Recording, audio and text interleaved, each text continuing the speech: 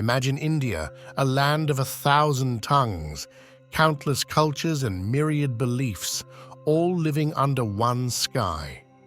This is the India of today, vibrant, complex, and at the heart of its identity lies a word: secular. But what does it truly mean to be secular in a country where every street corner whispers tales of history, religion, and reform?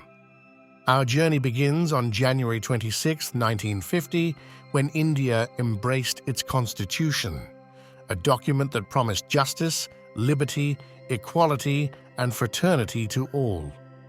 But it was not until 1976, amidst the political storm of the emergency, that secular was etched into its preamble, marking a pivotal moment in our secular narrative.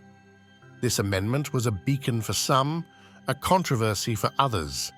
Was it a genuine embrace of secular principles or a political shield during tumultuous times?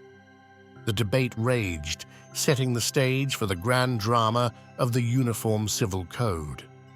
Back in the days of the Constituent Assembly, minds like Dr. B.R. Ambedkar, the architect of our Constitution, grappled with this very issue. Here was a man who fought for the rights of the downtrodden, advocating for a uniform civil code as a tool for social justice. He envisioned a society where laws would not be dictated by religion, but by the principle of equality. But Ambedkar was not blind to the cultural mosaic of India. He warned of the need for sensitivity, for a secularism that would not erase diversity, but elevate it through equality. His words echo in our courts, in our classrooms, and in the very soul of our nation. Fast forward to today's India, a land where the Ganga Aarti in Varanasi coexists with the call to prayer in Srinagar, where Diwali lights up the night sky alongside Christmas decorations.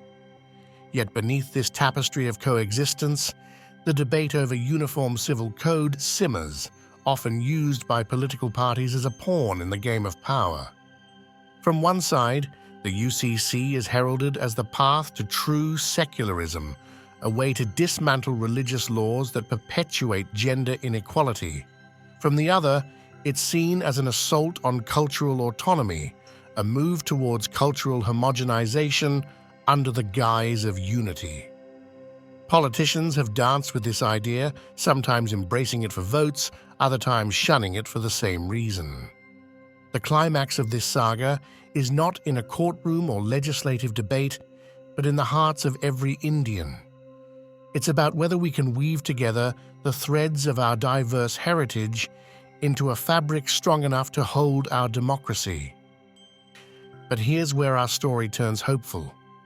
The true essence of India's secularism is not in laws, but in lives. It's in the shared meals, in the mutual respect for festivals, in the common dreams of prosperity.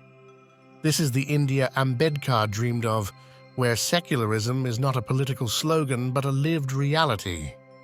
Let us remember the Uniform Civil Code, like secularism itself, should be a journey towards unity, not uniformity. A journey where every Indian, irrespective of caste, creed, or gender, can walk with dignity and pride. As we move forward, let's not forget the lesson of our history, that in diversity lies our strength, in unity our identity. So to every Indian watching, let's pledge to uphold the secular ethos of our Constitution, not just in words, but in our everyday actions. Let's make India not just a secular state, but a truly secular society where every heart beats for equality and every voice sings for unity.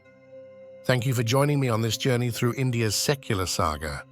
May we all contribute to writing the next chapter with hope, harmony, and heart.